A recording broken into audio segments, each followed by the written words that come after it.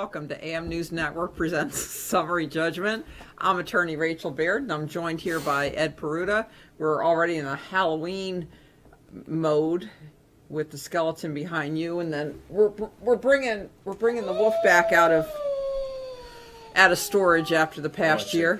It's a good thing Bassie's not here. Today's Saturday, October 13th, 2018, and this was a pretty active week, Ed.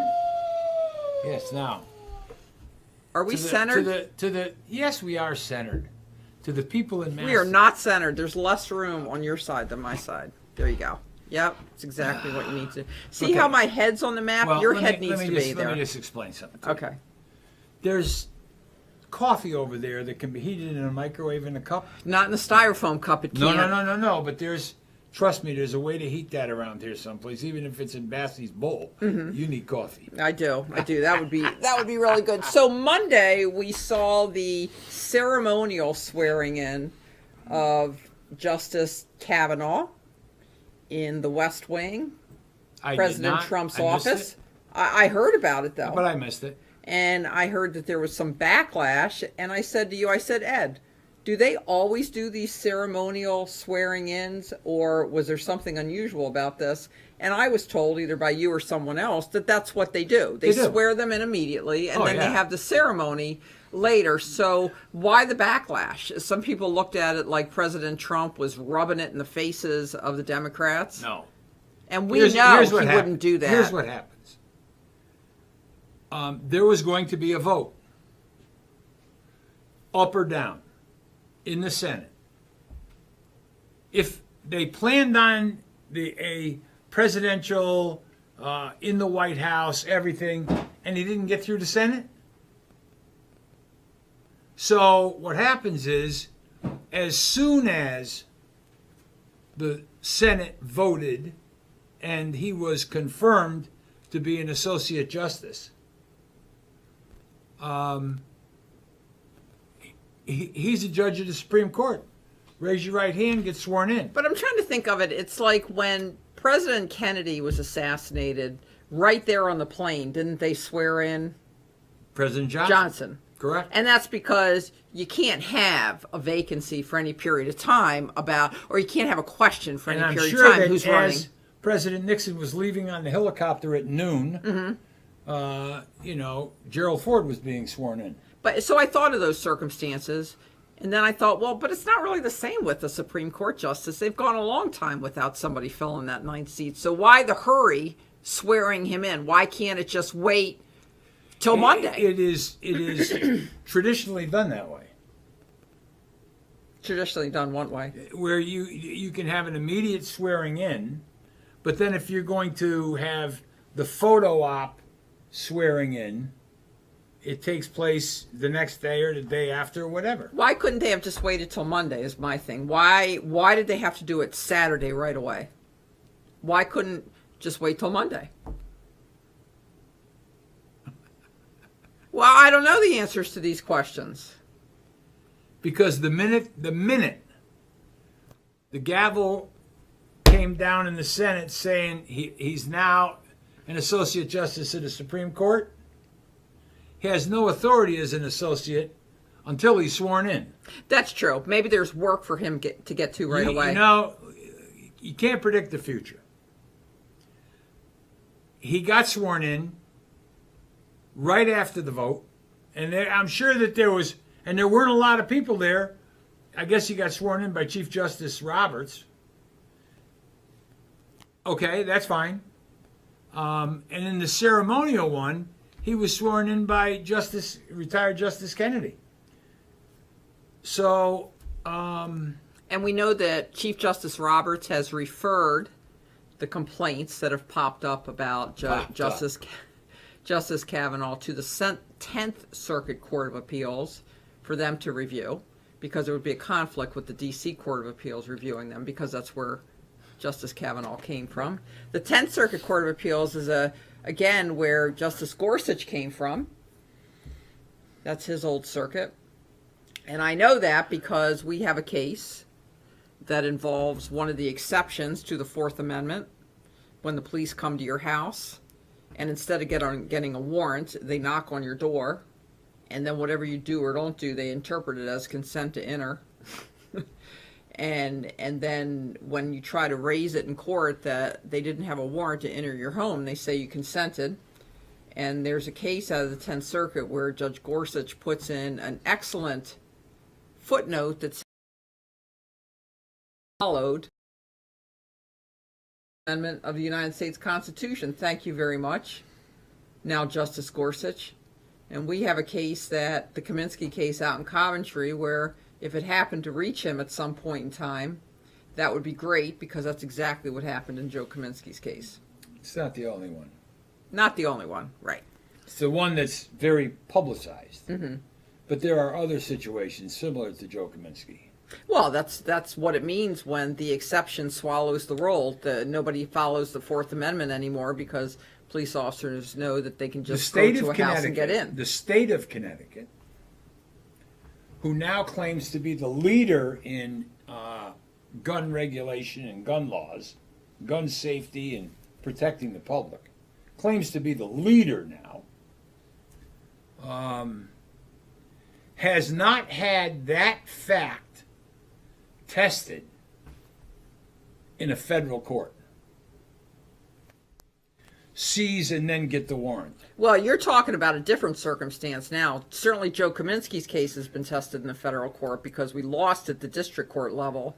One of the reasons being that when the officers came to Joe Kaminsky's house, the fact that he had a very tall flagpole with a flag waving was basically interpreted as an invitation for the police to trespass Was that on at your the Second curtilage. Circuit level? No, that was at the district court level, which we're appealing right now to the Second Circuit. To the Second Circuit. And when you think about the irony, and I know that word is so overused, but when you think about the irony of the fact that a Korean War veteran chooses to have a very tall flagpole on his property and fly the United States flag, and then when the police come on his property without a warrant and search and stay on his curtilage, that when he raises that issue, he's told in the decision by the district court, well, the fact that you have that tall flagpole and a United States flag prominently waving on the flagpole Says, come on! says, come on, I want attention, come on up, trespass on my property. Just think about that.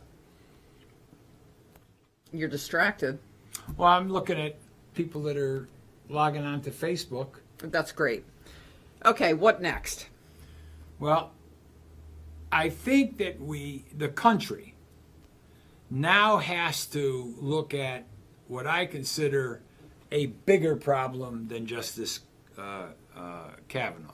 Before we get to that bigger problem than Justice Kavanaugh, I'm going to make a note of it so we don't forget and we go right back to where you stopped off. I want to tell our viewers that we have a very, very special guest lined up for later in the show. What time do we anticipate bringing our very, very special guest on? Live. I'm talking live, not by phone. 1 o'clock? What? No. 40 minutes from now. 40 minutes from now, whatever that is, whatever time it is where you are. 35 minutes. Whenever and wherever you're seeing this, 40 minutes from this moment in time, which will be 5 minutes after the hour. So we're going to have a special guest on who witnessed the demolition. I don't know if he witnessed the actual demolition. Well, part of the ongoing demolition. It didn't just happen in one moment. Like, you know, when you see these sports arenas, the whole thing implodes. Where could you do that? All at once. And if you miss that, you kind of miss the best part. But there's a very, very old church in Waterbury that was demolished this past week. And the video and photos that were taken by our very, very special guest are captivating. Put up on Facebook, lots of shares, lots of views, more, or at least equivalent to ever experienced before on that particular Catholic Facebook Church is forum. in trouble. Yeah. All right, so we can go back to that. Back to the issue that's bigger than Kavanaugh. Okay. And I don't even know how to approach it, because I think it's going to touch on a lot of constitutional rights in a lot of different areas. And I want to talk about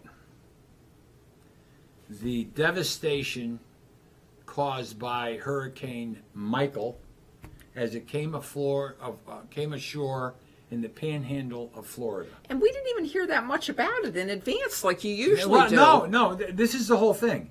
It was a tropical storm, and it went from tropical storm across the bathwater of the Gulf of Mexico and gained strength and became 1 mile an hour short of a Category 5 hurricane.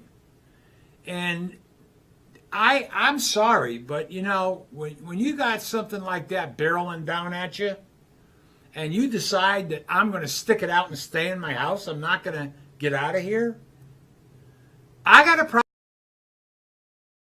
2018. And just so everybody knows, 50 years ago, on October 5th, 1968, I got on an airplane, a C-141 in Da Nang, and flew home, started my journey home from Vietnam, combat in Vietnam. So I'm 50 years out of combat. Mm-hmm. All right, so it was a very emotional time for me thinking about that ride home. Okay, so being October 13th, 2018, I am waiting with bated breath in Georgia and South Carolina on President Donald Trump. They've already said he was at a fundraiser, he was at a rally when he should have been sitting at his desk managing the landfall of Hurricane Michael. Okay? Mm-hmm. And I understand that there are individuals who either grew up in a beachside community or retired to a beachside community, and that there are people who, even when they give an evacuation order, do not have the resources to leave. In other words, I'm in my home, I'm living paycheck to paycheck, I'm a retiree, I really don't have a car, I don't have enough money to put gas in it to go 500 miles and fill my tank up, I don't have the money. What do? Well, I guess I go to one of those hurricane centers. But there are people who chose to stay in their homes with a 155 mile an hour hurricane bearing down on their ass. And now, we as a country are going to be asked to rebuild, to finance the rebuilding of the Florida Panhandle towns. It's going to come back to us. Now, I don't know how you can order somebody to leave their property. I have a right to stay here. I have a right to die here. Right, you do.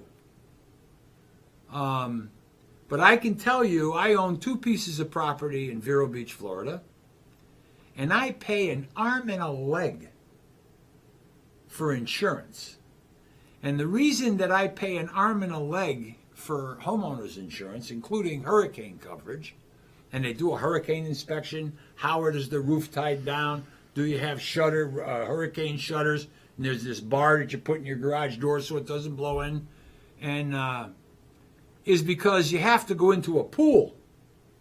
And the pool it exists because a lot of insurance companies pulled out of the state of Florida, saying, we're not going to assume the risk. We're not going to sell a policy and then assume the risk of a loss of a magnitude like Andrew, Katrina, I don't know what the hell the last one was, Florence, the one that went into Houston. We're not, or into Louisiana. we're not going to assume the risk. It could put us out of business. So what they do is they say, well, you can't get a mortgage if you don't have insurance. And then you go to get a quote on the insurance, and they say, I haven't had an insurance claim on either one of the properties, and I've owned them for like 10 years. So what's the bottom line? That people shouldn't be allowed to build in those areas, or let's say this: people have to they self-insure? maybe shouldn't have to rebuild in those areas. But you know what though? The fact that they do rebuild, and the fact that there hasn't been a law passed against rebuilding in certain areas, shows that there's some value to rebuilding. Because if there was no value to rebuilding for somebody, then it wouldn't happen. It just wouldn't happen, Ed. And the value to rebuilding is Florida is such a tourist attraction. That's where people go. That's where they want to go to live. There's some value. It's a retirement state and it's a tourist state. Because if it was truly an area where you couldn't live, and the cost to make it so people could live there was too excessive over the value, like the Everglades. I mean, nobody is building houses in the Everglades. Why? Because there's no value in it. The cost overcomes the value by just too much. So there's no building going on in the Everglades. But obviously on the Panhandle, if they're going to rebuild it, there must be some value in it. And I understand that.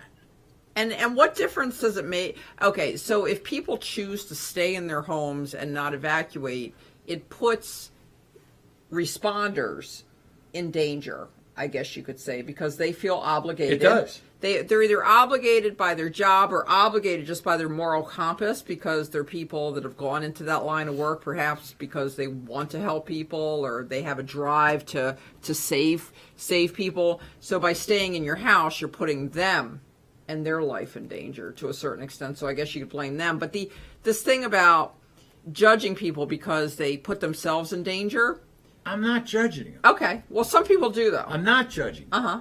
I know that somebody like Michael Bloomberg can build a $2 million house on the beach. A hurricane can come in and wipe it away, and he rebuilds it as soon as he gets a chance with another $2 million house. And it doesn't affect him. And he doesn't have to come to the government and say, I need a loan to do it.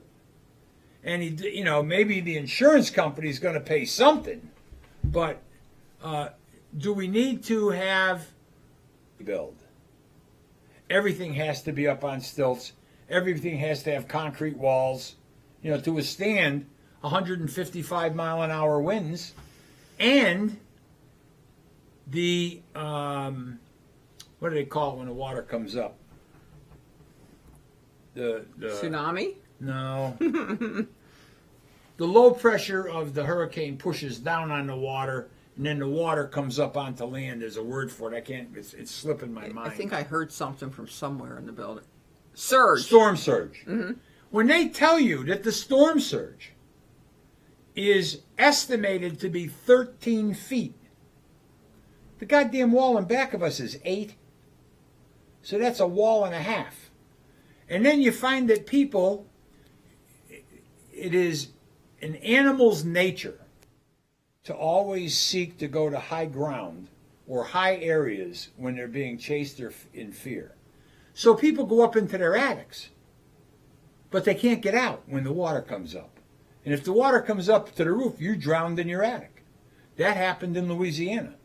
Firefighters had to chop through roofs to get people out of their attics. Or you punch out that little window, that air-breathing window at both ends of the house to get out of the attic. But I cannot condone a family that would stay in the path of a Category 4 plus almost 5 hurricane with children. Them suits that you wear, they got them on Deadliest Catch. They have these orange suits that when they jump into frigid water, they float. Mm-hmm. Okay, they're survival suits. Do you need to have a survival suit in every single home for every single person within 5 miles of the beach? And the government can come in and say, show us your survival suits.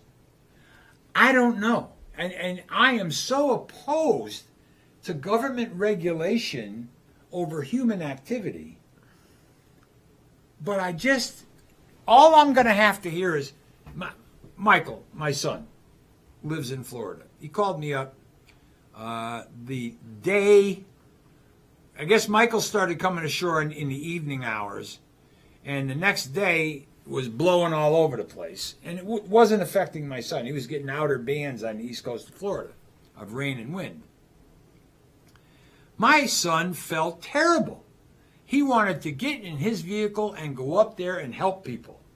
He said, if I can just go up and rescue dogs, just dogs that are left behind, cats that are left behind, people that are stuck.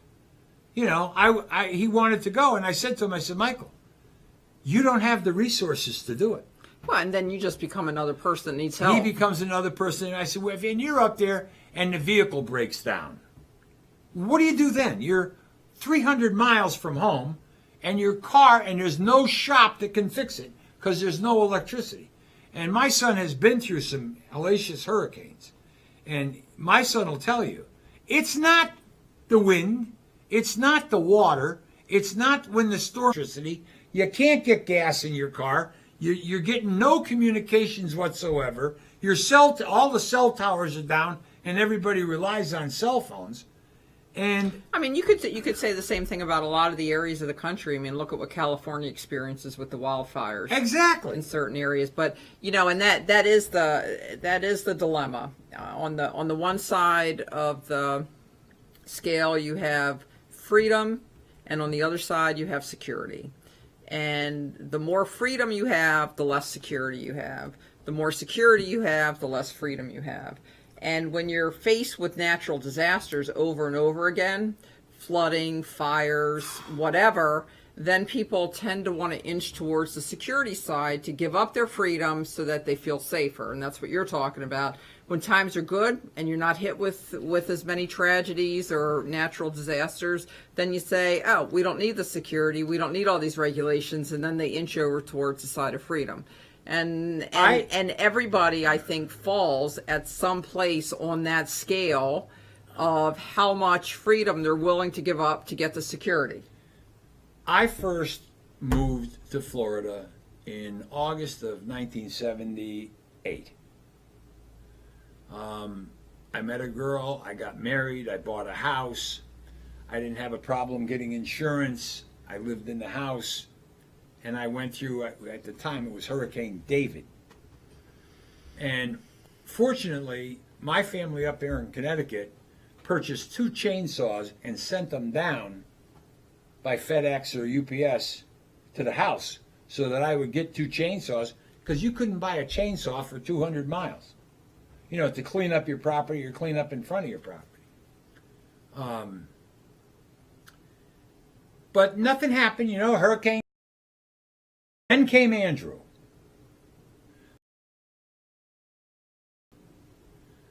And when I first moved down there was something called the Southern Building Code. And the Southern Building Code was totally different than the Northern Building Code. In other words, when you tack your roof down, they wanted you to have banded metal, bigger screws, more nails, certain shapes to the roof. The roof had to have a certain shape to it so the wind didn't pick it up and blow it away. And then, I think it may have been after Katrina, I think they even went and they amended the amended Southern Building Code to make it even stricter. And I think that some people are going to have to start looking at the Southern Building Codes for those type of events. Now, who are we to talk? what's that park down there in New Haven? The one that's closed. It's a state park. Got hit with a tornado. Hammonasset? Sleeping Giant State Park. They're saying it could be closed to next year. A tornado came through, and all of the trees are chopped off halfway up. They're gone. Yeah. Well, what's amazing is you can live not far from there. We're not that far from there, maybe an hour, maybe not even that. But you don't even know it's happening. It's terrible. But up here, there's nothing. They had a hurricane up in Northeast, a tornado, a level 1 tornado. Touchdown, I believe, up in Putnam, up in northeastern Connecticut. They've had a couple of other storm burst tornadoes that have come through in the... This is like a Weather Channel show today. Well...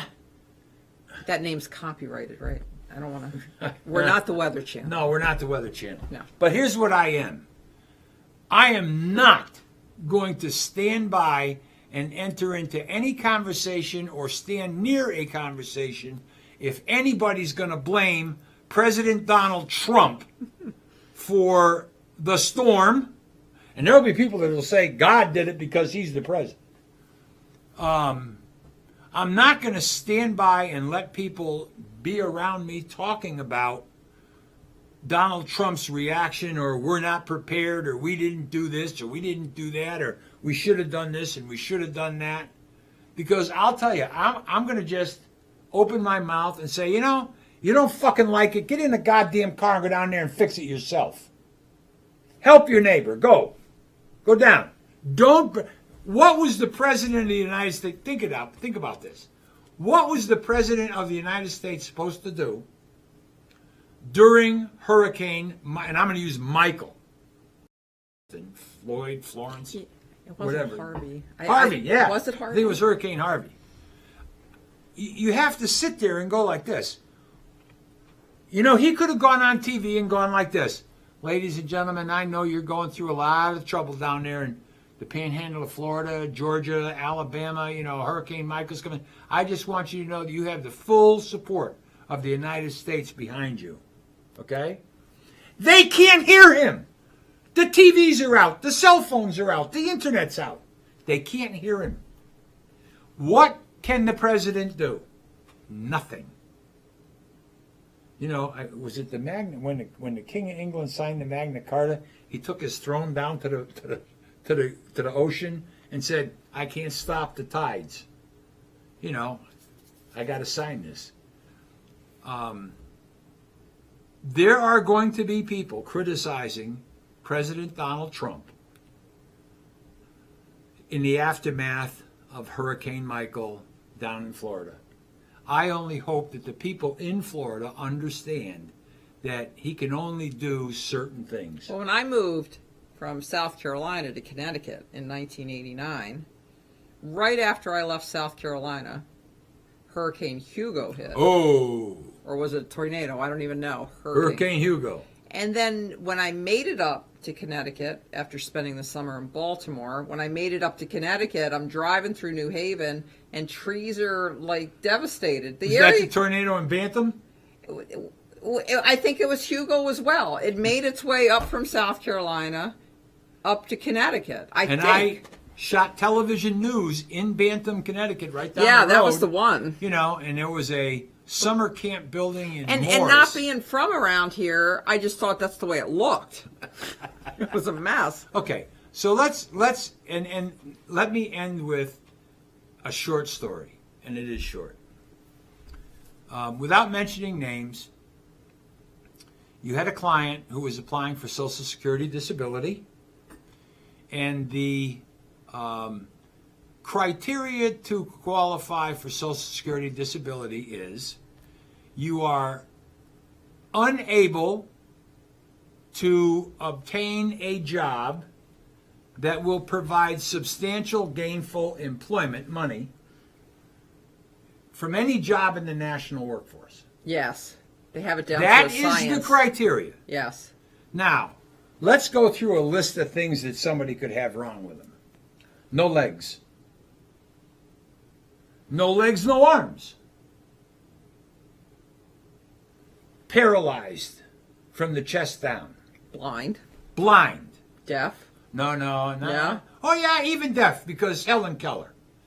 Deaf and blind. And I'm trying to think. Sometimes it's a combination of things.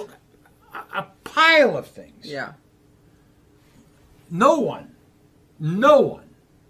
is disabled from every job in the national workforce. Not one person in this country is unable to work a job in the national workforce. Here it comes. You ready? Yeah. You can be the President of the United States. You can sit in the Oval Office. You can lay in the Oval Office. You can be in a hospital bed in the Oval Office. And as long as you can communicate and issue orders and listen to problems and make decisions, that's a job in the national workforce. Unless you're under 35. Oh, you're right. Unless you're under 35. So everyone, Or unless there is at least one job. Or if you weren't born here. There is at least one job in the country that, you're right and I'm wrong, Yeah. but there is at least one job in the country that a majority of natural-born Americans that are not convicted felons and they're at least 35 years old. Really? You can't be a felon and be the president? Are you sure about that? I don't think you can. You have to be a registered voter, right? Do But you can vote if you're a felon. I mean, there's different rules. You know, that is such a myth. We really need to look into that. It's back pretty quick now. I guess it depends on the area, though. We need to research that. But being a felon does not absolutely mean you can't vote. All I'm saying is this. The election is coming in a few weeks. The midterm election is coming in a few weeks.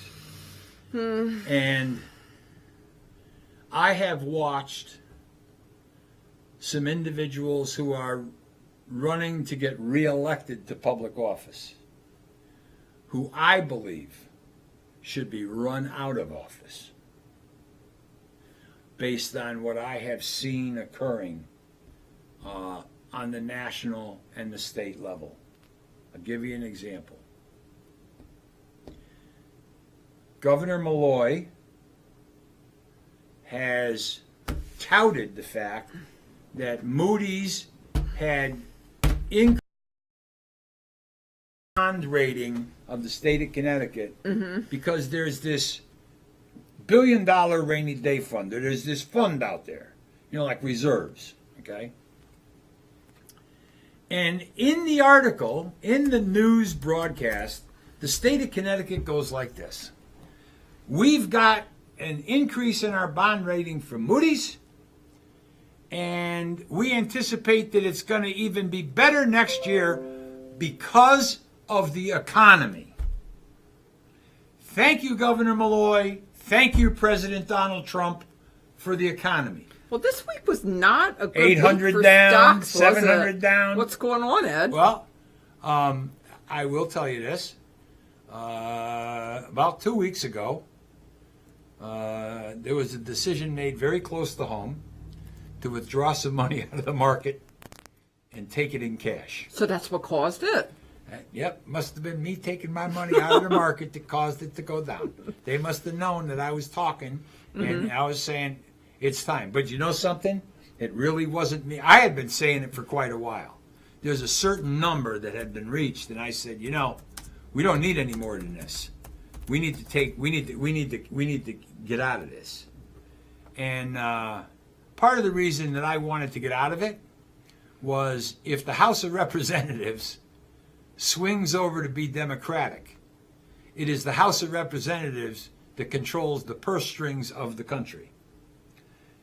The House of Representatives is the budget arm of the government. That's where the money is either spent or not spent.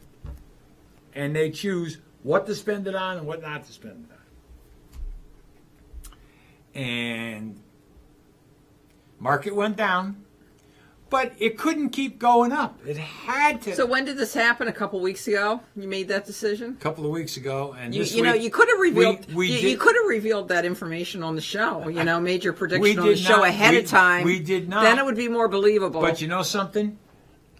I have a statement of an account that shows it happened. But I'm not going to be divulging that. But I'm just saying that well, Bernie Madoff had statements of accounts too.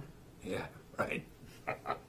Hey, so I got an email this week from the United States Supreme Court. Yep. They have scheduled oral argument for November 26th in the case of Nieves versus Bartlett. It's a case that came out of the district court in Alaska. Has a lot to do with your case. I would like to go to Washington and see if I can get a seat, but I know I wouldn't be able. You know, I thought of the same thing. Does probable cause defeat a First Amendment retaliatory arrest claim under 42 United States Code 1983? Same issue, among many others that we have in our Ninth Circuit case, J.C. Playford versus Gore. So, do you know the facts in this case? Russell Bartlett was arrested by Alaska State Troopers, Nieves and Bryce Waite. So Bartlett is arrested by Nieves and Waite for disorderly conduct and harassment. Bartlett subsequently sued the officers for damages, making claims that included false arrest and imprisonment, excessive force, malicious prosecution, and retaliatory arrest. The district court granted summary judgment to the officers on all claims, which kind of happened in our case to a certain extent. Yep. The U.S. Court of Appeals for the Ninth Circuit reversed the district court's ruling, and I believe that was Judge Wardlaw, W-A-R-D-L-A-W, who wrote that opinion, who was the judge when I argued in February of this year, J.C. Out in Playford's Los Angeles. case. Was it Los Angeles? It was Pasadena, Yeah. which is, whatever. Part of Los Angeles. Yeah. So Judge Wardlaw reversed the district court's ruling on the retaliatory arrest claim, explaining that under its own precedent, which is exactly what I wrote in our brief, a showing of probable cause did not preclude a claim of retaliatory arrest. The appellate court noted that in 2012, the Supreme Court had clarified that its decision in Hartman v. Moore, which held that a plaintiff could not make a retaliatory prosecution claim if the charges were supported by probable cause, did not necessarily extend to retaliatory arrest. So, we're kind of fighting up the stream a little bit because there is a U.S. Supreme Court decision that said you can't sue for retaliatory prosecution if there was probable cause. But we're suing for retaliatory arrest and saying that even if there's probable cause, J.C. Playford should still be able to sue for retaliatory arrest under the First Amendment. So, since that time, the Ninth Circuit has held that a plaintiff could make a retaliatory arrest claim even if the arresting officers had probable cause. So let's hope, in this instance, at least, that the Ninth Circuit decision prevails in Nieves versus Bartlett. Make the wolf go off. Okay. There we go. Okay. Now, we must be talking about something because there's a comment up on Facebook, and it's a comment by a Lori Savino who's saying, Michael Savino, please tape this. Mm-hmm. Well, to Lori Savino, this show is going to be up on Facebook at Edward Peruta, and it's going to be up as an archived program on Summary Judgment Talk Show on YouTube. Well, Ed, somebody is watching our archive programs on Summary Judgment at YouTube because we have been getting more and more subscribers, and I really thank everybody a lot for that because we went for a long time static, and it seems to be building up a little bit now, which is nice. Could be some people out there in Southern California because, J.C. Playford is the one who has the case in the Ninth Circuit that this Bartlett case may I would affect. I would love to go down there for this. I don't know how you get seats at the Supreme Court or anything like that, but I think you can stand online. And I mean this isn't like one of the cases like Masterpiece Cake Shop or anything like that where there's a lot of attention given to it.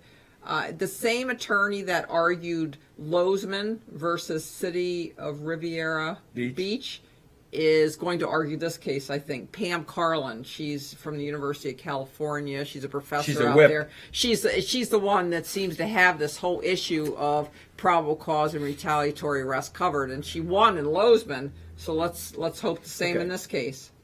So, any other topics? Because I got another one. But well, the reason I can't go on November 26th to D.C. is because, as you know, we have that trial that is starting. I'm going to be in California or Florida. No. I have that trial that's starting in Florida, supposedly the second Well, I week may of have November. to go to. Listen. But it's in the Panhandle, so I don't know if it's. I don't know what the state Is it of in the Panhandle? Saratoga's in the Panhandle, isn't it? No, it's not. Oh, it's further Further south, West Coast, but further south. Yeah. Down more towards the Yep, Keys. you're right. Okay, so You're right. Well, good. Here's what happened. Last Saturday, we ended early. Capture really didn't capture. What did we try to show? We tried to show the East Haven Town Council meeting from October 2nd when they were discussing the recent settlement by Mayor Maturo in my client's case. Right, Francine and the Carbone audio wasn't going through right. It was just. But that can be viewed at the YouTube site as well, right? That's also up on the YouTube site. Okay, good. And the Facebook site. Mm-hmm. Okay. So last Saturday, we left here, and we went over to the Harwinton Fair. And we met Brooke Cheney, and I was looking for sausage, onion, and pepper sandwich or fried dough. Brooke is the chairwoman of the Harwinton Republican Party, I guess. Yes. Whatever. Harwin, and she also has a business where she teaches people to shoot. Firearm training. A lot of women are taught by Brooke, but men are welcome as well, of course. Right. And she's in Harwinton, Connecticut. So we went over there. Cheney, just like the president. Vice president, I meant. When we first came into this building, you in the front, me in the back, I approached Mike Chris, the first selectman of Harwinton, and explained to him that it was possible to transmit government meetings live over the internet, on Facebook or YouTube, and that I would be willing to assist in setting up a program in Harwinton where government meetings go out live to the citizens in the spirit of openness and what's the word I'm looking for?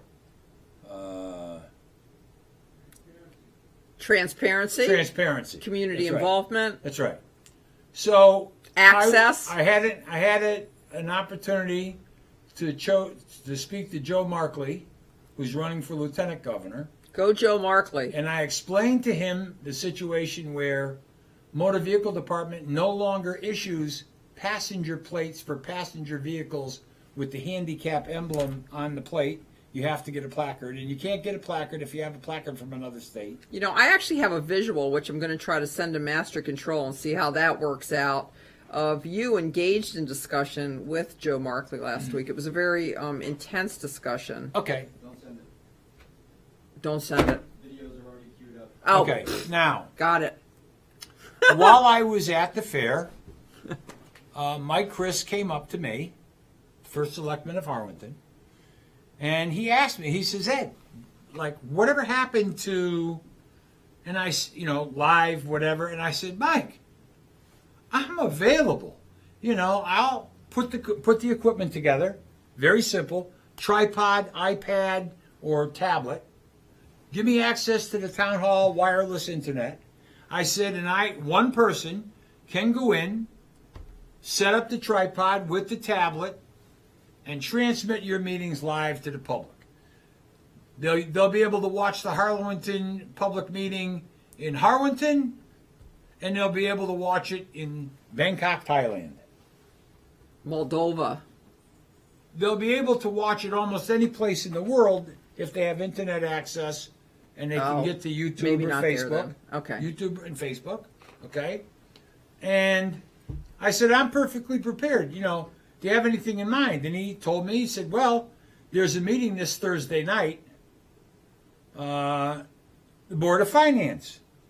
You could start with the Board of Finance. I said, right. So, geez, it had to be, and I'd have to look at it way back when, a year ago maybe, I had set up a Facebook account. Oh, longer than that. Let me look it 2 up. years. Yeah, Go let to me look it up. Facebook and look for Harwinton space CT. Oh, I thought you meant you were going to talk about Kent when you No, set no, that up. no. Okay. No. Harwinton. Well, go to Kent. Okay. Kent, Connecticut, live. Henry Kissinger's hometown now. Oh no, I'll tell you what. Do me a favor. Go to Facebook. You know what? You keep talking, okay? Okay, but here's what happens. Okay. If you go to Facebook, Harwinton space CT, and you go down, I posted a link to Kent, Connecticut, where Jeff Parkin has a member of the 3-person Board of Selectmen, has been transmitting every Board of Selectmen's meeting for probably the last 2 years. Right. Some conservation commission asked him if he could do that because they were talking about pollution from New York coming back and forth. It was a big thing out there, and he did it. So I set up the Facebook page. And when you set up a Facebook page, you have to have a picture. And then there's a little picture. It's part of setting up the page. So what did I put up? I put up the front of our building that says Attorney Rachel Baird, American News. I did not know that. Yep. Okay, great. And I put up a little picture, a little avatar, whatever it is, of American News. And I announced that, we were gonna get involved in this at the request of the first selectman. And so then the first thing I think you want to do is find groups in Harwinton, Republican, Democrat, dog lovers, horse lovers, groups that are in Harwinton, and you ask them to become your friend. Was that what you did? And you explain to them what you're doing. And I got this comment that started to rip me an asshole with I've reported this to Facebook. It's not the town of Harwinton that set this up. Now that's what I'm trying to understand. What's the worst thing that can happen to you if you're reported to Facebook? What does that mean? Well, I guess they would have to get a hold of me and say, did you set up this? Absolutely. But if they read what's on the site, okay, I'm doing it as a public. Attorney Rachel Baird and American News have set up a Facebook account and a YouTube account. I'm involved in this too? I didn't know that part. Now you're going to sit there and say that you're not? I did not know. I'll take your name off it. No, I just didn't know I was involved. Okay. Ed, I don't want to be reported to Facebook. What's going to happen? The FBI is going to come in. Are they going to come here? Listen, did you and I make the pitch to Jeff Parkin from Kent? I mean, it was me talking, but it was you and I making him talking and explaining that it could be done. He did it. So I take pride in the fact that Kent, I'm involved in small town in Kent, Connecticut, is transmitting their meetings live regularly. Mm-hmm. And I said, well, why not do it for Harwinton? Why not do it for Burlington? And I tried to get into the Litchfield Board of Education, and they are just so opposed. They wouldn't give me any assistance whatsoever. But Ed, you don't need assistance, do you? You can just record something. Stuff. If I had good cellular service, I can do it over a 4G cell phone and transmit live to Facebook, because that meeting in East Haven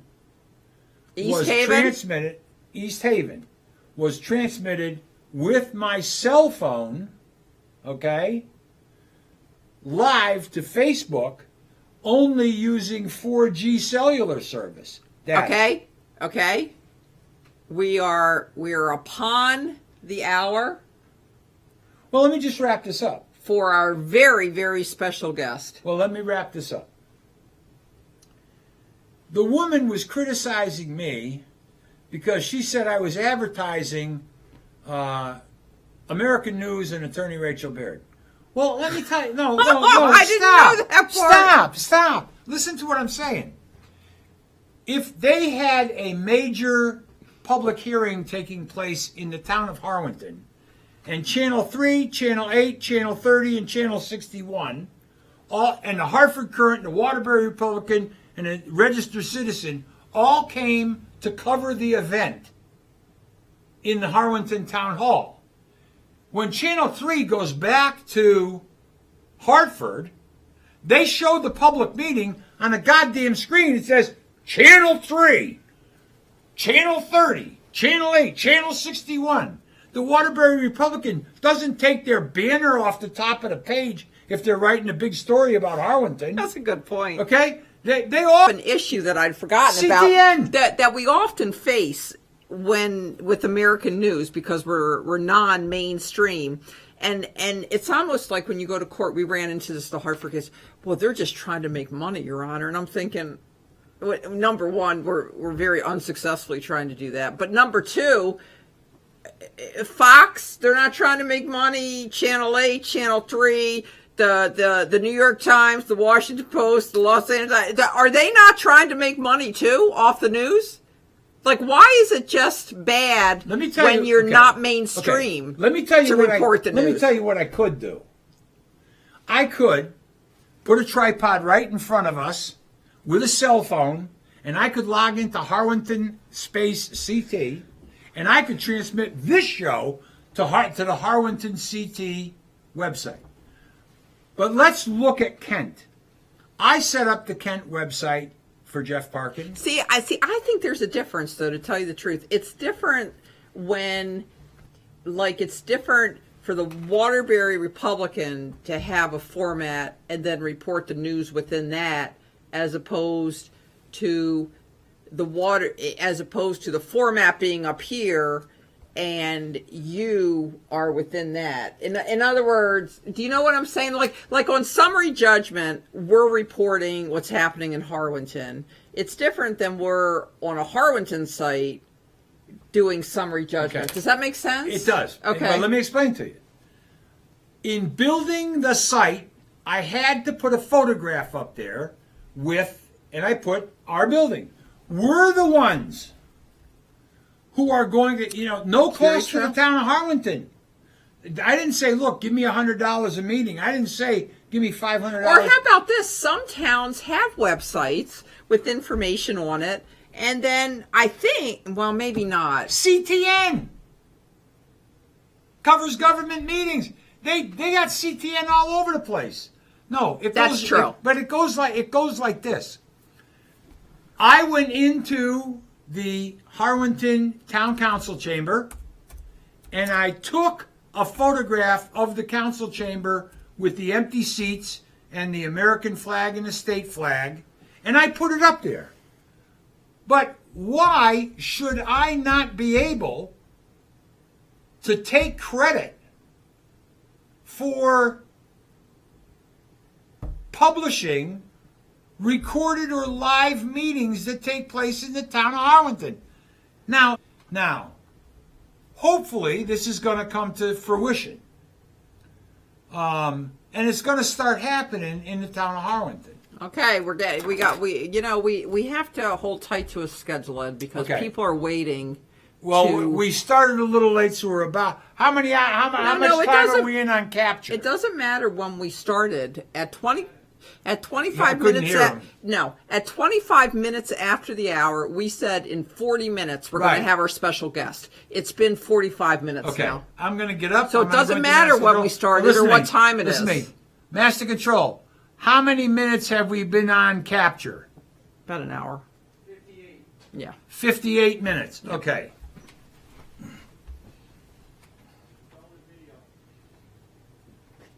So just to prepare everyone again for our very special guest, Dan Lynch.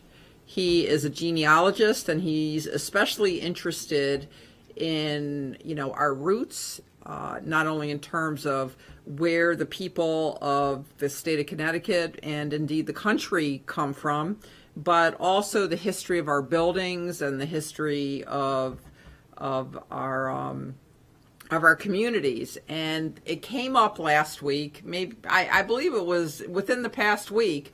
There was an article in the paper that just popped up that a very, very old Catholic church in Waterbury was going to be demolished. It had not been used in years, and the argument from the owner of the church, which is another church in Waterbury, was that it's too expensive to repair, it's too expensive to upkeep, and there's no. I'm going to leave the details to Dan to discuss, and most of all, he has some excellent video of the scene where it was being demolished, and excellent in terms of the quality and clarity of the video, but it can be very emotional to watch it, to see this beautiful handmade basically building being destroyed, where the masons did everything by hand, where the construction was very intricate and detailed and certainly not mass produced. Very controversial issue down in Waterbury. There's just something about seeing a church demolished that's different than perhaps seeing any other kind of building demolished. There are historic homes that, of course, are subject to various regulations depending on whether they appear on a registry or not. But my understanding, we're going to go to video. Here we go.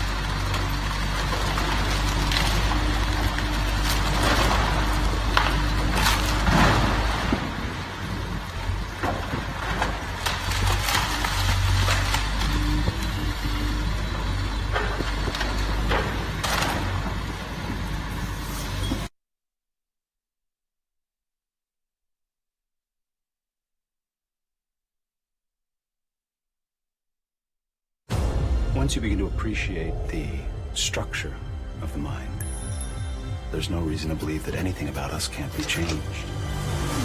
The mind can be solved. Okay, people, let's. 5, 4, 3, 2, 1.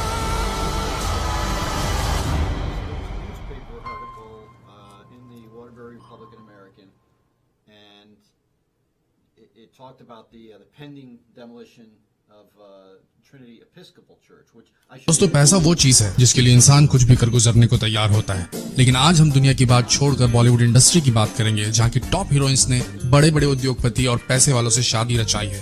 तो आइए जानते हैं बॉलीवुड की उन top 5 अभिनेत्रियों के बारे में जिन्होंने पैसों More than a decade ago, and where the church is situated now, it's on Prospect Street, just off West Main Street in Waterbury, right in the center of downtown near the Waterbury Green. So it's just kind of one building off the center of the green, if you will. And that area happens to be designated as a historic district. But I guess if you look at technicalities, because it's just one block off the green or one building off the green, I guess technically that particular property isn't, technically on the historic registry. But in any case, the parish itself dates to 1877. The building is from, I think, about 1883. So it's about a 135-year-old building. And, like a lot of other cities and stuff, I mean, the populations have changed. It had fallen into some disrepair.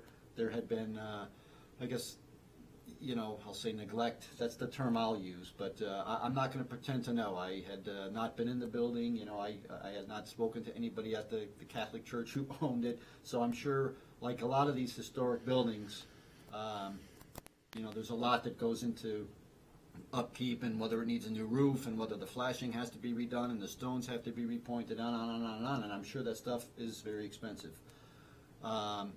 The tough issue that I think drew such immediate emotion from so many people in the city of Waterbury and elsewhere, I mean, really all over the place, all over the world, there were comments kind of floating around online, and to some degree, myself included, were the fact that nobody really it seemed to happen so kind of quietly and so quickly, almost as if people kind of knew that there was going to be this backlash to say, hang on a second, isn't there some alternative to save this historic building? Now, any historic building, but now you add to it the fact that it is a historic building in the center of the city that had been a church for well over 100 years. And now, of course, it really starts to become a very difficult issue. And then, of course, it was a former Episcopal church, and it's being, torn down by, a much larger Catholic church right next door who now owns it. And then the question was, well, what are you going to do now that it's torn down? Well, we're going to make a parking lot for 35 to 40 spaces. And and anybody, it may not have been designated a historical building or in a historic district, but any building that's demolished, you have to go through certain government approval processes. There has to be asbestos inspection and mitigation for a lot of different things that can happen. So this couldn't have come about instantly. It's been in the works for a period of time, let's say. Yeah, and that's where I say, I mean, I could talk to certain aspects of the building and the history of it and the history of Waterbury, and I could talk a lot, and I think others probably could speculate, but the reality is I don't know. I mean, I don't know what was or wasn't done, who did or didn't meet with, Government permits, you have to get government permits. But, the stuff that's now kind of come out after the fact is that, the city of Waterbury happens to be among, few places in Connecticut, apparently, without an ordinance, like a historic ordinance or a historic commission or something that that would at least control what happens. Because, and I say control, meaning if somebody's an owner of a structure and they want to tear it down, because they could, get a permit and tear it down. Yeah, but that's another interesting aspect of this. Who owns it? Is it the Catholic Church in general? Is it the parish? Is it where did the money come from for the demolishment? Which I don't know. Well, and then did it come from Rome? Well, or closer to home. And then I asked the question, when you have something like that, a demolition, of course, so there's no doubt that, you look at the heavy equipment that's brought in. Now, by the way, this demolition is going to be ongoing for, 3 or 4 weeks. And then there's going to be the process of, filling it in. I mean, they have to go about it a certain way. I've talked to the construction folks down there, or the demolition folks. I've talked to the pastor of the church down there now, who's on the scene during the demolition, and learned a little bit about the process. I really just went down because the bottom line is it's a structure that's being demolished. It's a historic structure in the city that I grew up in that I still have a strong affinity to, and although it wasn't churches in Waterbury, There really are. but as a structure, I went down really to document a significant change in the history of the city of Waterbury. Certainly, there are a number of people now who are asking, I think rightfully so, asking questions not only at the town or the city level, but also at the state level. The Connecticut, I forget exactly what it's called, a historic Trust for Historic Preservation was kind of somewhat blindsided by this as well. So, here's a historic building within the state of Connecticut that happens to be in Waterbury that's now gone. I mean, by the time they could possibly do anything, I mean, I know there's ordinances at a lot of places that say you could potentially, if need be, you could even file an injunction and try to halt something for people who are going to race to tear something down, just to make sure that, who knows, maybe there's a well-intended nonprofit organization looking for a home that has the funds to restore the structure and repurpose it and put it into use for something else. In this instance, I think the tricky part was the Church of the Basilica of the Immaculate Conception wants the land because they want the space for parking. So you'll have plenty of situations. Like right now, there's a. Is it that close to the Immaculate? Yeah, it abuts. It's a budding property. Now, Okay. Now the Immaculate was built after the fact. Trinity had been there for, I'm going to say, the Trinity Episcopal Church had been there for 50 years before the Immaculate Conception, which had a different location in Waterbury, but when they built the current structure, which is now designated as a basilica, it's a much larger structure that kind of dwarfs. Now, Dan, let me ask you a somewhat question that may be controversial, and it's all going to be opinion. There's no right or wrong answer. But if it was a Catholic church abutting the Immaculate, do you think it would have been destroyed for a parking lot?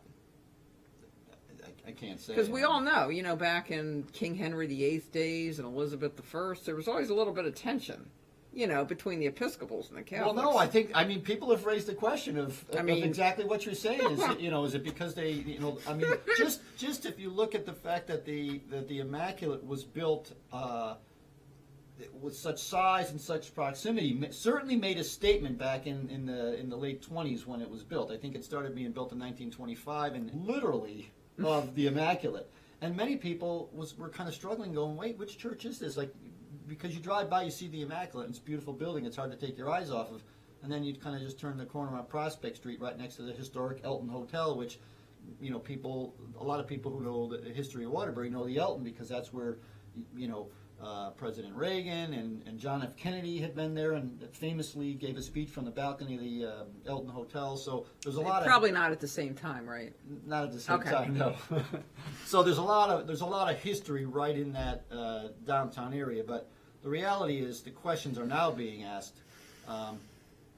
Why wasn't there an ordinance? Why isn't there a historic commission? Why didn't the state know? What should have taken place? And certainly maybe things were taking place, but this, I think, has really brought the discussion more out in the open, well beyond just this physical structure in this building, which is tough to watch the video. It was tough to stand there and film it for two reasons. One of the vantage points I had was from the roof of an adjoining Now, how building. did you get access to the roof? Well, it's kind of a funny story, but I'm scared of heights, and so for me to be standing on the roof at the edge of the building, looking down, was no small task. It's kind of a weird feeling, but I just got fortunate in that the gentleman who happens to be the superintendent of the building next door saw me with the cameras and the media credentials, and he just came over and offered, you want to go up on the roof, and it was kind of a tricky proposition to even have that discussion because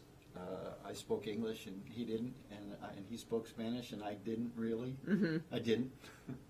And but we both figured each other out, and he was very kind and brought me up to the roof and stayed up there with me for a half an hour.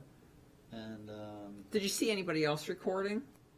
not from the roof, no, but down on the street level. There were a lot of people who kind of were walking by who seemed, and the same kind of feeling. A lot of, I think, just people going about their business on that day who happened to be walking by who stopped and took out their iPhones and got 30 seconds of footage, and a lot of them were just shaking their heads saying the same thing. I saw this one very short Hispanic woman walk across the street. She was, I'm going to say, maybe mid-60s, very upset, and she went over, and I say Hispanic because I heard her speaking Spanish or maybe possibly Portuguese or something to one of the construction workers. And then he went over and picked up a small piece of stone from the debris pile and handed it to her. She must have walked over and asked for a little memento with the church. And then she walked by, and as she was walking back by, she just looked up at me. She had tears in her eyes, and she just kind of shook her head. Thinking about that, it is analogous to the emotion one might feel when you see a United States flag burning, or any flag that you feel an affinity to, or burning a Bible. Burning anything that you hold something sacred or something sacred. I mean, a lot of us are taught from the time we're children that this is the house of God. And Right. then you see somebody ripping it down, which Right. you don't often see. You don't often see churches being ripped down for some reason. I'm not sure why, but that's probably it, because it is so traumatic. I wonder if they had some kind of ceremony before they did this to kind of honor the building. See, now the church, so you have the parish was established in 1877, which, in that area, and it was an offshoot Episcopal parish, which broke off from St. John's, which is another beautiful church right on the west-facing side of the green. Mm-hmm. And that building is still there. But, Waterbury, like, Bridgeport, Hartford. I mean, there's several major cities in Connecticut have quite a number of spectacular church structures, and so Waterbury, I'd have to stop and Waterbury's also lost some amazing ones as well. But that ceremony, I think, and I forget exactly what it's called, but it was kind of deconsecrated, if you will, years ago, and so it was being used for other purposes, but more of a what I'll call meetings or. I'm not going to pretend. I don't know exactly what the Immaculate was using it for. But at some point, the decision was made, we can't keep having individuals come into this structure. It becomes it's certainly a liability issue if, you're not upkeeping it and somebody to get hurt or something falls off the roof or, whatever. I know there was leaks. And so that decision was made. But the interesting thing was that the newspaper article showed up either last Sunday or last Monday. I forget exactly when the article ran. And immediately, certainly when it's covered in a newspaper like that, the major newspaper covering that city, it puts everybody on notice now, like, wow, there's pending demolition. And now it's no longer kind of rumor amongst a select group of people. Now it's out there for everybody to know, like, wow, this building's going to be torn down. An anonymous individual was so upset about it, initiated a petition on change.org to start, and I guess they had been in touch with the Connecticut Trust for Historic Preservation, to say, hey, is there something that can be done? This is crazy. This is a historic building. And one of the things that came out initially was, well, we would need at least 200 signatures before anything would possibly happen. Somebody started a petition on change.org, and I think there were... Which anybody can do. Anybody, yeah. But, Yeah. And I guess for whatever the person's reasons they chose, I still don't know, with certainty who started the petition, but that's also kind of how I learned that there was a petition, and within a couple of hours, I think somebody posted it on Facebook, and I saw it come across my thing, and I rarely will sign a petition like that, mainly because I don't like the terms and conditions at change.org, which I have read. But in this case, I did put a particular notation as to why I felt that we should at least consider possibility. So I thought that we were in this process of, hey, maybe there's a chance of, well, it didn't matter. I mean, within 24 hours, that petition had, somewhere in the neighborhood of 800 or 900 signatures. Very, amazing. Which I think the Connecticut Trust was very impressed to be like, wow, we wanted 200 and you got like 800 or 900. Well, guess what? It didn't matter because the following morning, I say the wrecking balls, they weren't technically using wrecking balls, but the demolition equipment had started ripping the walls down. And, they had some cranes come in. I wasn't there to witness this, but I guess cranes came in and lifted off the stone crosses that were on the very top corners of the church. One of them, I believe, was preserved. I think another one, somebody who was an eyewitness at the time mentioned to me after the fact, it broke off during the process and fell to the ground and broke into pieces. And so, but I think certain pieces had been saved, but I was somewhat amazed at even watching, like stained glass, and I would thought, well, maybe they'd take some of the more valuable pieces and I guess some of that stuff did happen, the altar and other things, and somebody did tell me, I think yesterday, that there had been even an auction at one point where people were able to come in and buy different things, so certainly people knew about this, but the reality is, not only across the United States, but all across the world, there are historic buildings, and, depending on who owns them, I mean, people need to consider and go through that process. What is the responsibility of the owner? What is the process? What is the process for saving it? And so there, somebody made me aware of I think they said it was a convent or something up in New Hampshire that's currently being sold for very small price. And I think we've all seen the stories where there's a historic lighthouse. You could buy it for $1, but the catch is you also got to spend the money to move it. Or the historic building, you buy it for $1, but you've got to physically move the structure, which could cost you, tens of thousands, hundreds of thousands of dollars to move it to a new location. Some people might want to do that. I don't know that you could move a structure like this, given the footprint of this particular church. But so it's tough. It was an emotional week, and the damage will be ongoing. But yeah, it's going to take a while to not only knock that down, but then to carry all the refuse away. Yeah, and I mean, they're very methodical about how they go about it. It's not just. I mean, I'm sure some people would. It's in some respects, it's like trying. When I was a homeowner, you'd ask tree people to come give you quotes, and the quotes were all over the place. But then you got to ask, how are you going to remove the tree? There are some people that are just going to come in, cut it, hope it falls in the right spot. There's other people who are going to come in and go from the top down, bits and pieces. Other people just, they'll send climbers up. They have no cranes, and so there could be different. Well, I guess the same is the case with the demolition. And the approach in this particular instance is, if you think about the process of demolishing the structure, they're essentially, and I talked with a couple of different guys on the team that are involved in the demolition, are essentially dismantling structure. So it's almost the reverse of as it was being built. And so there's no wrecking ball just coming in, smashing it. Some people might do that, but these guys have to come in because the wood has to be separated from the metal. The metal's valuable, and they're going to get, they're going to sell that off and make. So I imagine that's kind of part of whatever the process is or the cost is associated with it. I'm sure when they bid that, they're also looking at what can they do to sell off and repurpose and make money off of the pile of debris. Right. And even the rocks themselves, it's amazing to watch. Or I say the rocks, the stone. They're using all this equipment very carefully and methodically to separate out. The wood goes in one dumpster. The metal goes in another dumpster because they're going to sell that off. I think the wood they have to pay to dispose, and I'm sure it gets incinerated. But then even the stone gets separated out from, it's the fine finished stone that. Well, good. I'm glad that it's beautiful. going to be repurposed. And they'll sell it in something. But then there's all what I'll call the other stone, which is whether it's cement and bricks and just regular stone and any filler. A lot of that's being used right on site to fill the hole of the basement, so that they can minimize how much extra fill they have to bring in afterwards to fill the hole before they can pave and make their parking lot. So that's what's, I think, the slow process now. But the first thing is they were pulling out, they had to also deal with the environmental issues. So the first phase of the demolition, which is what I witnessed the last couple of days, was to essentially break a hole. What we saw in that video at the beginning of the show, or middle of the show today, is break a hole in one section roughly adjacent to where the furnace was, and kind of the guts, also the physical plant stuff within the basement. And then they have to remove that, and I'm sure there's environmental issues that they have to deal with in terms of the soil and abatement and whatever. And then once that stuff is out of there, then they fill that hole.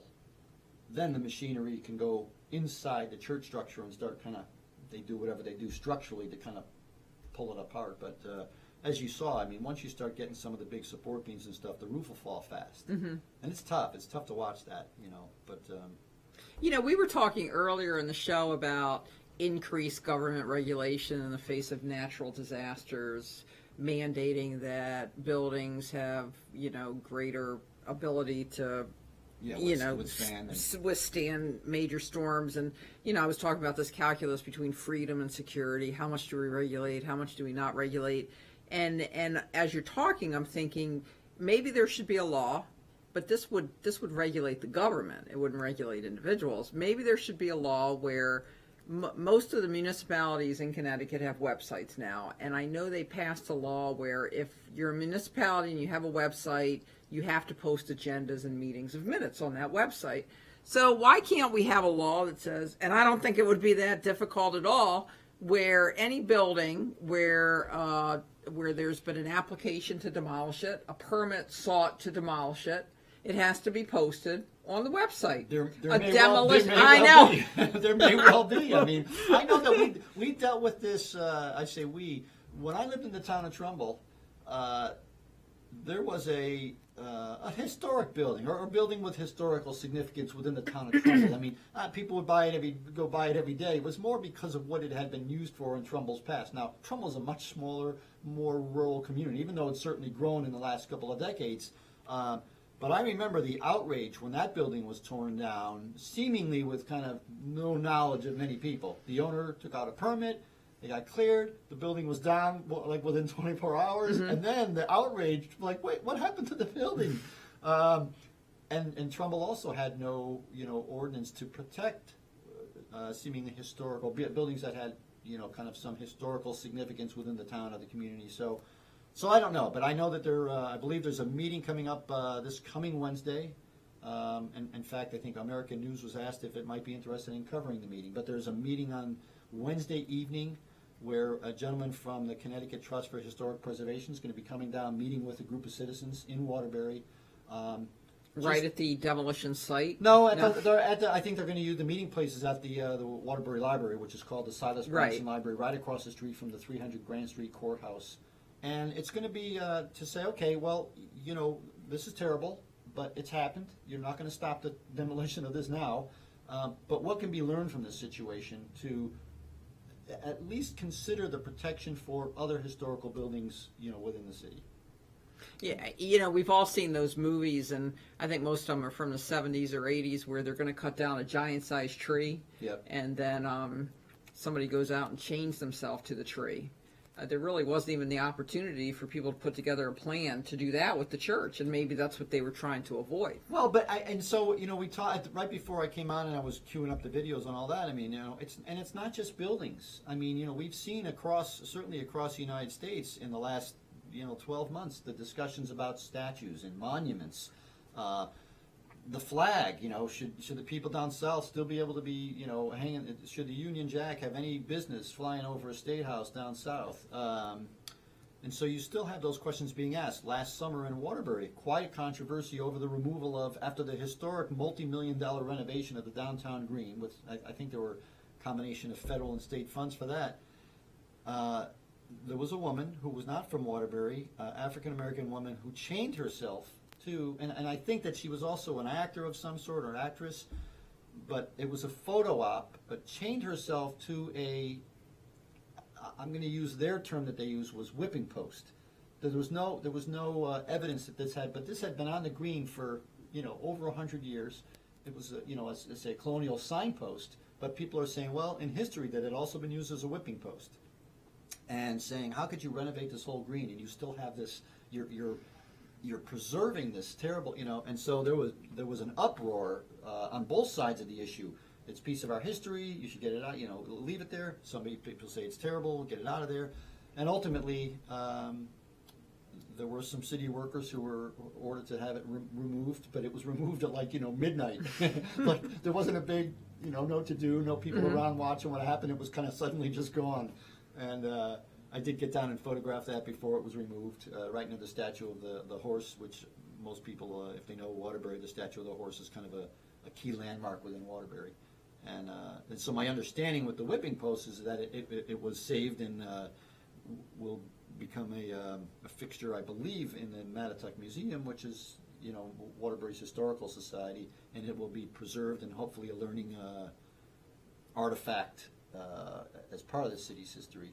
But so we have these issues, and the questions being raised all the time. I mean, we just celebrated Columbus Day. There's a lot of people saying that all the statues of Christopher Columbus in the United States should be removed because they're saying, there were people here first before Columbus. Oh, definitely. So Definitely. I mean, these issues keep coming up over and over. Sometimes it's buildings, sometimes it's a flag, sometimes it's a monument or a statue, and the issues aren't going to go away. But the question just becomes, what is the right amount of government involvement, and what could members of a community do, and what responsibility do they have? But it's a tough issue. Do you plan on going and kind of keeping a timeline of the demolition and getting more videos? As time allows. I mean, it's tough because the way they go about doing this stuff. I mean, if somebody wanted to underwrite the cost of me being there, 8 hours a day for the next 3 weeks, I'm happy to do it. But you even watching the demolition crews, there's periods of a lot of activity, and I was fortunate to be there to catch some of it on film. And then there's a couple hours worth of stuff where nothing seems to be happening. But they are. They're separating out the stones, and they're filling stuff in. But when you tend to think about demolition, I think we're all conditioned to that little clip we see on the news. The bombs go, or the detonations go off, and then the building collapses in 30 seconds or 20 seconds. That's funny because that was the one thing I was going to mention when you first sat down was when I first started watching the video. Even though you've shown me some already and you've talked about it, but I kind of did expect there to be an initial blast. Yeah. And then, so it was anticlimactic to a certain extent, but then if you watch it, you see the crane, start clawing the stuff down, and that is pretty impactful, so yeah, it just isn't what you expect. Do you have any more video? I have loads of more video. Yes. I mean, yeah, I have. Because I bet people would not get tired of watching that. If people want to watch more, are we going to post any of it at Summary Judgment? We certainly could. Some of it's already I have some, I put up on YouTube that easily I could put a link somewhere or something. Oh, well, do you want to tell people where to find it on YouTube? No? No, because, there's a website they can go to, but trinitychurchwaterbury.com, Mm-hmm. that's somewhat chronicling the, I'll say the history. It's kind of backwards now because it wasn't like that site has existed for 20 years and we're chronicling it.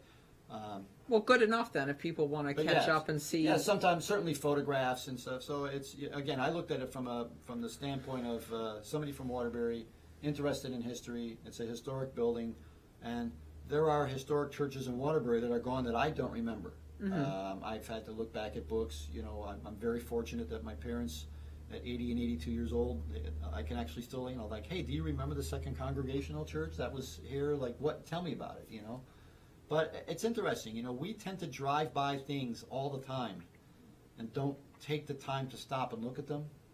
And it's only if they're gone that you suddenly were like, wait a minute, what, No, I've been to the Immaculate, and to tell you the truth, I had no idea that this church that was in the video that we viewed earlier was right next to it, and I can't remember seeing it when I've been down there. So yeah, I guess I drove right past it or walked past it and didn't notice it either. Yeah, I mean, and I think several months back, I think I was on the show for something else, and we were talking about, or maybe I might have posted something on Facebook, but there are often times that I think we come across historic markers or just different things, and then it's not until your attention's focused on it that maybe you take the time to even ask yourself, I wonder what that is, or where, like in Litchfield, there on Route 202 in Litchfield, in front of the right next to CVS. I was walking into the bank one day, and there's this what looks like a headstone in the front yard of the bank. And I stopped and looked and posted a thing, and it's an old colonial road marker, and it gives the distance to, I think it gives the distance to Hartford and a distance to Albany, New York on it. Mm-hmm. And of course, then I came back as a good historian genealogist, and I typed in and started doing the research, and come to find out there was a whole bunch of these. Now, a lot of them have been lost, but the ones that are there are certainly now documented well and celebrated, and there's people who that's their hobby, that's their thing, is to go out and find them, like what became of the stones and where were they and who carved them, and So it's fun stuff. Well, Dan, I know you probably don't want me to talk about this, but you did injure your knee recently. And I am going to talk about it because I think other people might want to contribute to the community in the same way you do. And it's an interesting way to get out in nature, to be physical, but yet to really do a service and honor the deceased, especially veterans or anybody, you know. But a lot of the graves that you see in cemeteries do belong to veterans, and they're not maintained because it's from wars long ago, and everybody who knew them or is, you know, descended from them has gone separate ways and doesn't keep track anymore. But one of the things that you do, because of your interest in genealogy, is you actually go to cemeteries and you identify plots that may not be maintained in the way that they could be, and you kind of straighten them up. You kind of weed them and clean them off and make them nice and go on. And I think that's a great thing to do. I never really knew people did that sort of thing until I met you. Well, yeah, genealogists spend their time doing a lot of things that you know, most folks might not. But it's you know, I'm not an anomaly in that regard. Right. Many people, but certainly many family historians and genealogists find a lot of peace in cemeteries. They find a lot of beauty and history there, and certainly there is.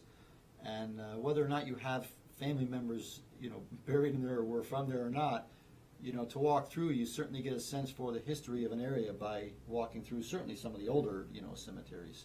But in this particular instance, this wasn't a terribly old cemetery. I just happened to be there visiting family grave sites and just noticed that they're, I hate to admit it, but I noticed I was actually standing on top of someone's grave site, on top of the stone, without even realizing there was one underneath my feet. And when I looked down, I thought, how could I have not seen this? Well, it's completely covered over in grass. You know, it was completely not visible at all. And I didn't have anything with me, tools at the time, so I think I used like a, you know, expired credit card or something, and kind of did my best to try to edge it, but that wasn't enough. So I went back a week later, which I think was like 2 weeks ago yesterday, and I went back with a shovel in hand and spent a couple hours cleaning off stones, and I took before and after pictures, and it just so happened that the majority of them were veteran graves, and be surprised, they were not that old. I mean, some of these, we're talking 8, 10, 12 years old. I mean, there were a couple that were old, but many of them were within 10 years had become so grown over that you couldn't even see that there was a stone there. Now, once you get one or two, you begin to see the pattern because you look back and there's a row. And so I did, you know, quite a bunch, not giving it a second thought. And it wasn't until the day or two later that, you know, my knee was twice the size of the other knee, and I thought, that's a problem. You know, I was just thinking that one reason why people might not, you know, for the recent graves, keep them up is because it's very difficult for some people, you know, to go to cemeteries. And I was thinking maybe there could be a system where people could trade, where it's difficult, you know, for one person to go to their family grave, and this person's difficult for them to go to their family grave, so each of them upkeeps the other one. There are to some degree. I mean, there's a, of course, it's a website and a Facebook page now. But in the world of genealogy, now it's interesting. Genealogy has changed quite a bit because of technology over the last, you know, I've seen it change dramatically over the last 20 years. But there's this concept within genealogy that's been around for a long time, and then it was made a fairly notable website, and it's called Random Acts of Genealogical Kindness. And so there's people who can register on both sides of it. So you can register as somebody who is willing to say, like, okay, well, I live in Litchfield, and if someone needs a genealogical favor in and around Litchfield, I'm a volunteer, and you can kind of get in touch with me. But on the same side, somebody can go onto the site and say, hey, or say site, but you can go to the site, or you can go to the Facebook page, and I've availed myself of that as well to say, you know, I'm looking for a photograph of a headstone in the Brighton section of Rochester, New York. Is there anybody who's familiar with this cemetery?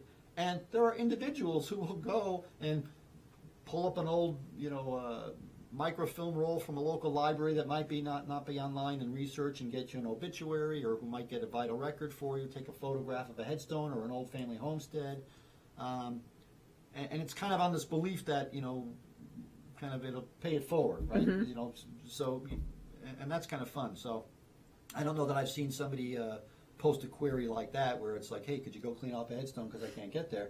but it's kind of in keeping with the same thing. You also have a lot of people in the genealogy world who will, people enjoy flea markets. Just lots of people in general. They go to flea markets and these antique shows and these types of things. And you'll often see people selling old photographs or letters or things that used to belong to a family somewhere. People will buy them in a flea market, and then genealogists get a hold of them, and it becomes their mission to say, I got to get in touch with descendants to give this stuff back to the family. Mm-hmm. They're probably not aware that in upstate New York, this family Bible is being sold in upstate New York for $2 at a auction, when there's probably somebody down in Texas who this is like their great-great-grandmother who would give an arm and a leg for that. Right. And those things happen all the time, and they're a lot of fun to kind of read and follow, do some of those. I've actually done some of those myself, where I have a couple of different artifacts that I've tried to find who the rightful families are. In fact, now that I think of it too, one of them is a headstone that was at your house. Mm-hmm. Which you talked about that a little bit over a year ago on the show, and you're tying up some final loose ends. You've made great progress in resolving that mystery, but we're gonna discuss that when you're ready to tell the whole story. I was thinking when you use the term flea market, what that actually means, and I was thinking that. Oh, I don't even know what it means. Well, I no, never stopped to think of where but I the was term- thinking if somebody called it a bug market, nobody would go, right? But why would anybody want to go to a flea market either? Well, if you it's think about it, because you tag get sale. junk out of your house that's been laying around and it has fleas in it, right? Wouldn't that be it? I guess. I mean, I think that's where it comes from. Whether it's an antique sale, it's an estate sale, it's a tag sale, a flea market. I mean, these are terms I've heard, but I don't know the origin where that phrase comes from. But yeah, now that you say it that way, I don't know that I'd want to buy anything Yeah, from a flea market. especially bed linen or anything fabric, you'd probably want to stay away from that at a flea market. But this is a big time of year for that, certainly in New England. I mean, there's a lot of, kind of weekend fairs you see, on Route 118 driving, and there's people who put all sorts of stuff out in the front yard, and cars will be going by all of a sudden, and of course, to me, I look and think, somebody's going to cause an accident like that, because everybody will kind of pull off quick and look and say, hey, look, there's an old whatever. Now you had, I know, earlier this week, you gave me a very, very serious and dire warning about invitations to be friends on Facebook. Do you recall that? And I think just as a public service announcement. You mean all the nonsense floating around there? Well, no, but you told me that if anybody from Hormel Foods tried to friend me, that I should said, be careful, because it might be spam. It might be spam. Yes, and I appreciate that. And you also said there may be some people who are younger that don't even know what Hormel Foods is, but. Well, I was so frustrated over the last couple of weeks, especially the number of friends that I have, bright folks who seem to fall victim to this hoax going around saying. What is it? What is the hoax I don't know. exactly? I think the hoax is something that, if you're going to get duplicate friend requests, there's something about, there's all these bogus profiles being created on Facebook, and if you get a friend request from me, so I was seeing over and over and over people posting messages saying, heads up, if you get a message from me, it's not really from me. But do you know if that was really from them? I don't. See, that's the thing. I look and I try to go on Snopes or something to look whenever I see these things that anytime I see some post where it basically asks me, please copy and paste this to your homepage, I'm not going to do it. I'm not going to do it, and if I keep seeing somebody post something, I'll unfriend them. I don't want to see this kind of stuff, and I don't I happen. But that was my question. If somebody says, if you get an email, if you get a friend request from me, then it's not really from me. Well, how do I know that that's you saying this right now? Which reminds me of that. I was watching a show about strange geological occurrences in the world and I don't know the name of it now. I forgot, but there's a name for when there's an island that has a lake in the middle of the island, and an island in the middle of that lake, and a lake in the middle of that island. That there is such a thing that exists in the world, right. And there's a name for it, and I forgot what it was. But the more you think about it, the more confusing it gets. Well, I just, Facebook's kind of an interesting. I've long had a, kind of, I don't even want to call it a love-hate relationship. I call it a hate-love relationship, because social media in general, there's some significant downsides, but there are also some upsides, of just being able to stay in touch with folks, share information, Definitely. obtain information. I will admit that for me personally, I mean, I think probably, I'm going to say more often than not now, the first way that I tend to learn about something is probably through social media, not through traditional media. And then, of course, the first thing I'll tend to do is turn to Google and try to go to another source or two to kind of validate, like, hey, is this really, like if I saw something online today that said, so-and-so died. Don't go anywhere, Mr. Peruta. You're going to close the show out. I'd be reluctant if I saw something online and somebody said, hey, did you know that, pick a celebrity or something. If somebody says somebody died, and my first thing would be, well, I'm going to go validate that from a couple of other sources first before I would have mentioned to you, or I might even ask you if we heard today, I'd say, hey, did you hear anything about so-and-so? I won't names because I don't want to jinx anybody. Right, no, please don't do that. Well, Dan, it has been a real pleasure having you as our very, very special guest on the October 13th episode of Summary Judgment. We're going to let Ed come in, and it looks like he's carrying a newspaper article, and I just can always sense from Ed when he's a little bit anxious and has something to say. So I think he does want to close out. Brimstone. I think he does want to close out the last few minutes of the show. Fire and brimstone. Thank you for having me. And we look forward to your next visit to Summary Judgment. What happens with the Trinity Church building? Again, Dan Lynch. Thank you, Dan. Oh, yeah. Can you Okay. get the crowd clapping? I do have a newspaper article. I could see you I do anxious have a over there. I newspaper article. could. But before I get to the newspaper article, we have someone in master control who is now going to switch to laptop 1. That is the Harwinton Facebook page. We're back to this. That is the meeting hall No. at Harwinton Town Hall. Right. With American News down in the lower left-hand corner. Now I don't see Attorney Baird up there. Was I deleted? No. Originally, I had the building, our building, with the 2 signs. That's a beautiful picture, by the way. Did It you is. take that? I did. Okay. I like that.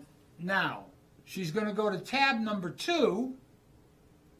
I think you should capitalize. is- Yeah, I was going to say capitalize the T in Connecticut. Otherwise, it looks like court. This is the YouTube page that I set up for Harwinton Space CT. Yep.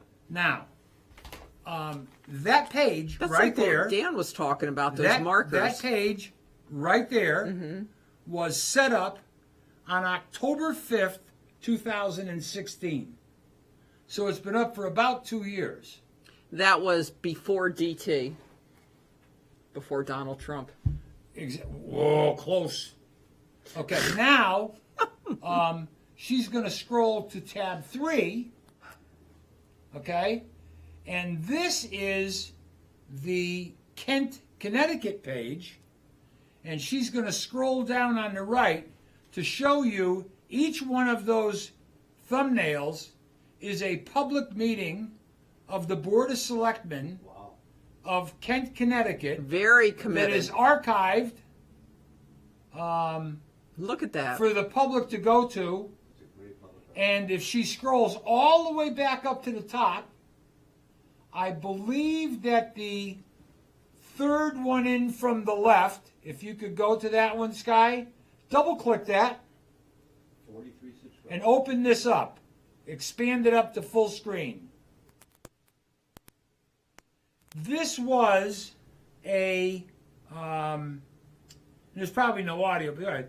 This was a public hearing where the zoning or whoever went to Jeff Parkin, who's been doing the Board of Selectmen, and said, is it possible for you to cover this meeting and transmit it live? Look at the crowd of people that they have in attendance in Kent, Connecticut.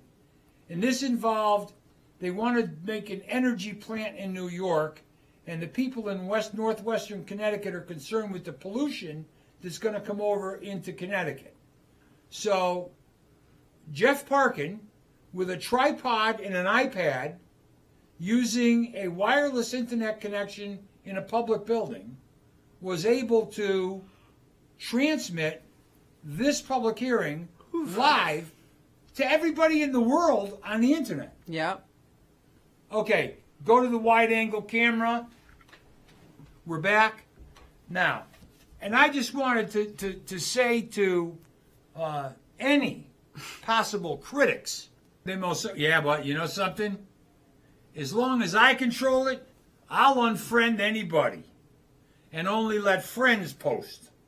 And the person who got a little shitty with me, no, I don't need that.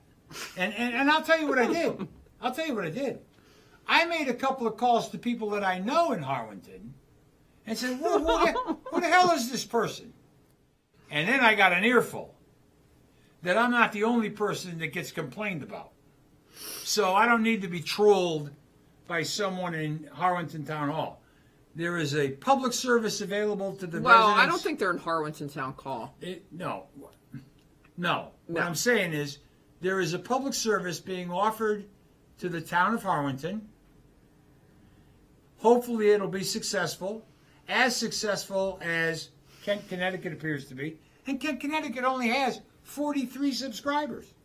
But what if you're in a nursing home and you can't make it to the public meeting? Well, people But you have a tablet or a laptop. watch who aren't Okay. subscribers. But this article is for you. Thank you. Do you know what it is? I have no idea, but I think I saw a bear. Okay. Now, you brought a bear case My bear case. to court in Yeah. the state of Connecticut. District Court. Lost your ass. They handed you your ass and sent you packing saying, nope, you can't shoot a bear. Okay, in Connecticut, it's illegal to shoot a bear. Under any circumstances. There's no exception. No exception in the statute. But in Connecticut, you can shoot a. Okay. So now, if you can shoot a person in self-defense, why can't you shoot a bear in self-defense? Okay, so now I remember saying to you, when you're a good lawyer, you have a good case, it makes all the sense in the world It really that a did. homeowner can defend his property from a freaking bear. And while it may be true that the state police, the municipal police, the Department of Environmental and Energy Protection Police will come out, and if they think that your life was endangered, they probably won't arrest you for shooting a bear, okay? When it's in your living room Stop or in it. your kitchen eating food. Stop it. That's not my point. That's their discretion. Law enforcement It is their discretion. Law enforcement has discretion to arrest you or not. Right. The problem is, if they do arrest you and you go to court, you don't have the affirmative defense of justification. So if I shoot a person and they don't buy my story and they arrest me and I go to court, I can still assert self-defense. But if I shoot a bear and they don't believe me, they don't buy it, and I go to court, I can no longer assert self-defense. And that's the real problem that was not recognized. Okay, now, this is from a lower left-hand corner of a Waterbury Republican page. Okay. And I had said to you back then, because sometimes a good attorney with a good case and a good client and a good issue is devastated when they lose the case because it doesn't make sense. Well, and how do they usually lose the case? Summary judgment. Right. Now, I had said to you back then, there's going to come a time when everything that you put into that complaint I'm going to be vindicated. is going to come to the surface, and it's going to Vindicated. vindicate your theory that a homeowner or a parent or a bystander should have the right to liquidate a bear. Should have in the right- statutory Now, right coming to self-defense against a Waterbury bear. Republican, coming Sunday, bear tracks. What big, furry, hungry, and increasingly out of control. What's big, furry, hungry, and increasingly out of control? Connecticut's Ed? bear population. Read the latest on the state's bear explosion and its consequences. So Sunday's Waterbury Republican Oh. is going to have an article about the bear explosion and the problems caused. I'm hearing more and more people are waking up in their bedroom in the afternoon, walking in, and there's a bear in the kitchen or a bear in the dining room. People are coming home and finding a bear in their house. Trust me, I don't want to find no bear in my house. Big, cuddly, nice, live out in the woods, but don't come in my house. And don't come on my property. Don't go after my dog. Don't go after my cat. Don't kill my sheep. And they're starting to kill livestock. That's meat to them. So, having said that, maybe next week we'll be able to talk about tomorrow's article in the Waterbury Republican about bears. But we're going to cut it off for now. We are out of here. And thank you very much, Dan Lynch, Sky Montario, and hopefully the Harwinton issue will solve itself. Everybody have a great week. Bye.